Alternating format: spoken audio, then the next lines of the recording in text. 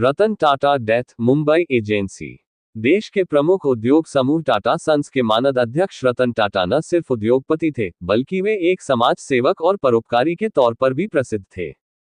उनकी 21 वर्षों की अध्यक्षता में टाटा सन्स का राजस्व 40 गुना और लाभ 50 गुना बढ़ा था।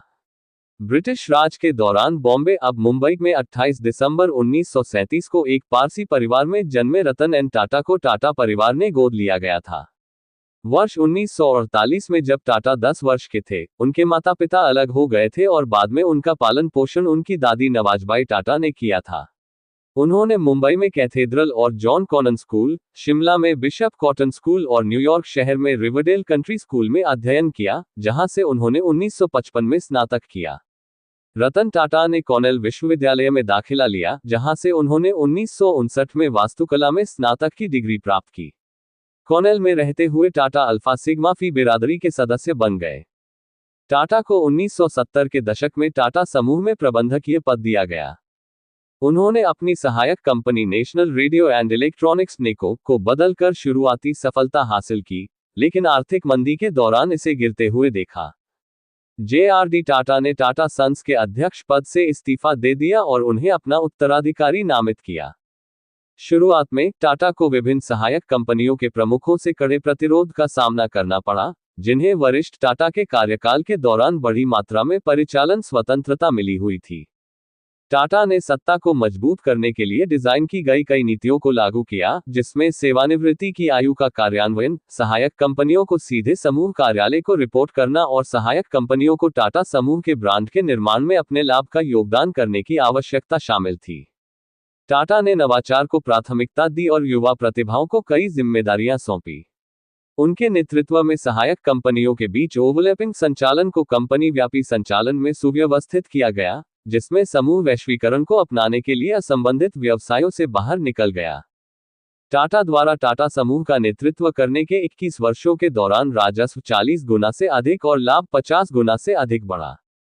जब उन्होंने कंपनी को संभाला, तो बिक्री में मुख्य रूप से कमोडिटी की बिक्री शामिल थी, लेकिन उनके कार्यकाल के अंत में अधिकांश बिक्री ब्रांडों से हुई। उन्होंने टाटा टी को टेटली, टाटा मोटर्स को जगुआर लैंड रोवर और टाटा स्टील को कोरस का अधिग्रहण करवाया।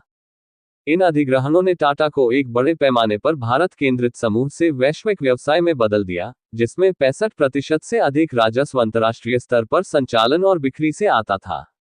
उन्होंने टाटा नैनो कार के विकास की अवधारणा भी बनाई और उसका नेतृत्व किया, जिसने कारों को औसत भारतीय उपभोक्ता की पहुंच में आने वाली कीमत पर लाने में मदद की। टाटा मोटर्स ने गुजरात के सानंद प्लांट से टिगोर इलेक्ट्रिक वाहनों का पहला बैच शुरू किया है, जिसे टाटा ने भारत के इलेक्ट्रिक सपने को तेजी से आगे बढ़ाने के रूप में वर्णित किया है।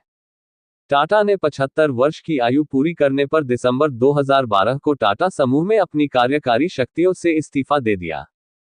उनके उत्तराधिकार को लेकर काफी विवाद भी हुआ और कंपनी के निदेशक मंडल और कानूनी इकाई ने उनके उत्तराधिकारी साइरस मिस्त्री को नियुक्त करने से इनकार कर दिया, जो टाटा के रिश्तेदार और शापूरजी पल्लोंजी समूह के पल्लोंजी मिस्त्री के पुत्र थे और वे टाटा समूह के सबसे बड़े व्यक्तिगत शेयरधारक थे।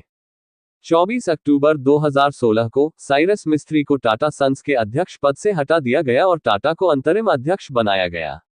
उत्तराधिकारी खोजने के लिए एक चयन समिति बनाई गई, जिसमें टाटा भी सदस्य के रूप में शामिल थे। 12 जनवरी 2017 को नटराजन चंद्रशेखरन को टाटा सन्स के अध्यक्ष के रूप में नामित किया गया और चंद्रशेखरन ने फरवरी 2017 में पदभार संभाला। टाटा ने अपनी खुद की संपत्ति से कई कंपनियों में निवेश भी किया है। उन्होंने स्नैपडील में निवेश किया है, जो भारत की प्रमुख ई कॉमर्स वेबसाइटों में से एक है। जनवरी 2016 में उन्होंने ऑनलाइन प्रीमियम भारतीय चाय विक्रेता टीबॉक्स में निवेश किया और डिस्काउंट कूपन तथा कैशबैक वेबसाइट कैशिक्रो.com में निवेश किया। उन्होंने भारत में शुरुआती और बाद के चरण की दोनों कंपनियों में छोटे निवेश किए हैं, जैसे ओला कैब्स में भी निवेश किया।